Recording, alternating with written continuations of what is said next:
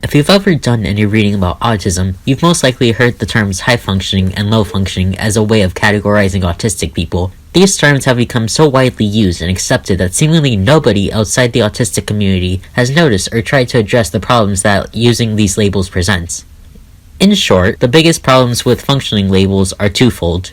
Number one, they're too vague to be useful, and number two, they create unfair expectations for the people who receive these labels. To expound on the problem of the vagueness of functioning levels, I must make a comparison to schizophrenia. The symptoms of schizophrenia are grouped into three categories: positive, negative, and catatonic. There are numerous diagnoses a schizophrenic individual can receive based on a combination of symptoms that individuals present. Suppose you're a psychiatrist or other mental health professional, and you've just been informed that you will be treating someone who has been diagnosed with type 1 schizophrenia. Just from hearing the diagnosis, you already know that they primarily experience positive symptoms, such as delusions and hallucinations, and have a general idea of what kinds of treatments and medications can be used for a specific patient. Now suppose you've been informed that you'll be treating a high-functioning autistic. What kinds of autistic traits does this individual present? What kind of support do they need? How about if the patient is labeled as low-functioning? Is that even slightly helpful? If you're honest with yourself, you'd recognize that these labels tell you practically nothing about an autistic individual. If you think that these labels tell you anything of substance about the individual, put a pin in those of substance until after I address my second point.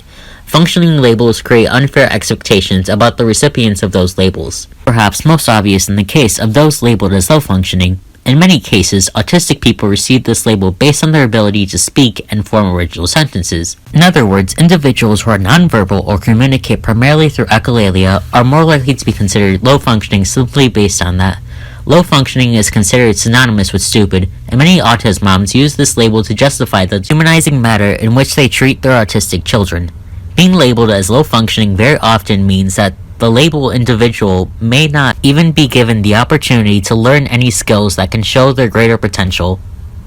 On the other hand, being labeled as high-functioning is used as an excuse to deny services or accommodations to autistic people who would greatly benefit from them, and is often used as a trump card used by autism moms to silence criticism by actual autistic people.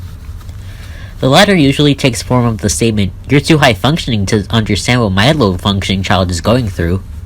While many in the autistic community recognize that using functioning labels is problematic, the proposals to replace them that I have seen have all suffered from the same problems. Some examples include high support and low support, levels 1 to 3, and mild, moderate, severe autism.